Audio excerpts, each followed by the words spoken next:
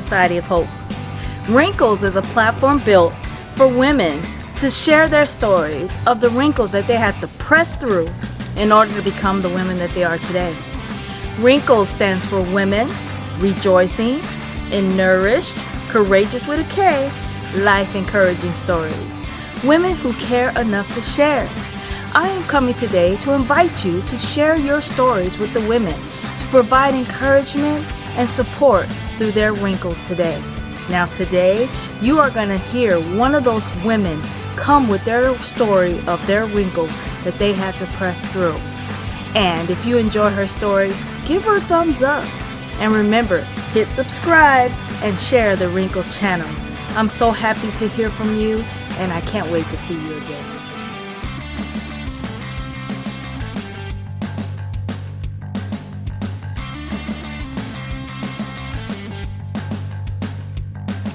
Hello, Wrinkle Society. My name is Summer Payne. I'm the owner of Wrinkle Society of Hope.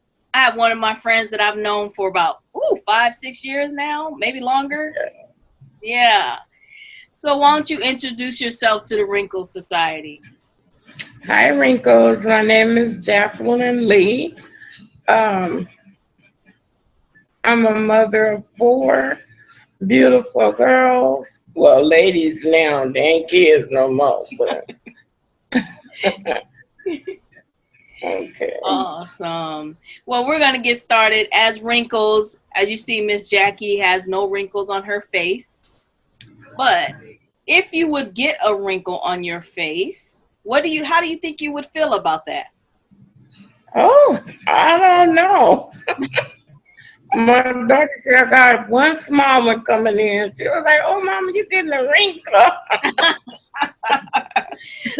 I was like, "Well, girl, it's a blessing to get those wrinkles, especially when you've been through, a bunch of sickness in your lifetime." And I'm now 53. Never thought I'd ever in a million years see it. So, hey, that wrinkle is a blessing. It was a like blessed mark. Years. So we'll call it your blessed mark instead of your beauty mark. It's your blessed mark because you got that wrinkle. Yeah. You made it this long. And through 53 years of life, what are a story or something you would share about a wrinkle that you had to press through in life to get this far? To get this far, the main one I would say when I was 13 years old, and I wind up getting sick real bad. They didn't know what it was for a while, and when they finally did, it was spinal meningitis. And back then, they didn't have a lot, that they can do for it. And the doctor told my mom once they take the fluid off and everything that I was only gonna have 6 hours to live. So she would need to call the rest of our family and friends so everybody can come and say their goodbyes. But instead of my mom doing that, she called our pastor from the church, and he came down, he prayed, and he was like, "Well, daughter, come Friday, you'll be going home." And I'm like, "Friday, I'll go home? I can leave this place?" And so I got to thinking, oh, wait, which home? My heavenly home or my next, or the home on earth? But fortunately for me, thank God, it was to my, home over there on 22 East Nancy Lane. And that Friday I went home too. That Friday around noon I went home. So, but that was the most scariest part and time of my life. And you were young. You said 13? Yeah, I was 13 when that happened. I just became a freshman in high school. I didn't even get to do the last 3 months of my high school. So I wind up getting an incomplete, and I had to go back and finish that. So about being sick, but wow, hey, it worked out. I graduated, walked across that stage. Yeah. Yeah. What would you tell that girl, that 13-year-old girl, the things that you know now after all these years, what would you tell her today? I would tell her to keep her head up and stay strong. And no matter what people say, God has the last word. No matter how many times they tell you, oh, you don't, you're not gonna live this long, or you only gonna see 25 and that and stuff like that. I would just tell her to stay strong and believe in God, Yeah. because He's the only one that got the last word, you know. And you've been through a lot with your Yeah. illnesses. What illnesses have you been pushed through? What things, sicknesses have you pushed through in these years? But with the sickle cell and then fighting congestive heart failure and enlarged heart, enlarged liver. So it's really been a fight, a struggle. And now that it's like the older I get, the worse I get. Like I'm fighting more and more. One year I was going in the hospital every month faithfully, sometimes 2 times out the month I was in there. But it's starting to slow back down. It's been about 4 or 5 months since I've been in the hospital this time. So Good, good. uh, And I see you still smiling when I see you. Tell me, or tell us, how do you keep smiling having sickle cell, and the other things that you deal with and being sick? How do you still smile?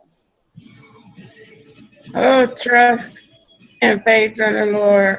That's all. That's the only thing I know. Yeah. Because without Him, I couldn't see myself being this far. Mhm. So Well, I thank you so much. I thank you for continuing to smile. I've been knowing you ever since I've known you. You've always smiled through sickle cell crisis. Even I've seen you smile through when you have that pain, and I thank you for doing that, because sometimes yeah, we do have to smile in the midst of it all. yeah, that's for sure to get through it. Yeah. Yeah. And then my brother, he had it too, but unfortunately, he didn't, make it to see. I think he was like 25 maybe when he passed away. Mm, So, but no matter how sick he would be, he always made it a point to make somebody else smile. He could be really. in there screaming and crying, and then he'd come out the room, Jackie, Jackie, look, and do a little crazy dance or something just to make me smile. And I thought that was such awesome, because much as you hurt, and I know how he's hurting, that you can come out and take 5 minutes out just to make someone else smile. Is that So, something that keeps nah, you going? yeah, yeah. How many brothers and sisters do you have or have had? Well, it was 3 brothers, no sisters. I'm the only girl. Uh-oh. So now it's two. I have 2 brothers and me, and this is me. And does your other brothers have sickle cell? No, it was just me and my oldest brother. Yeah. And thank God none of my kids had it. They all carriers, but they don't have it. And Oh, so far, none of my grandkids have it. I got 8 grandkids now. Can you believe it? no, that's a lot.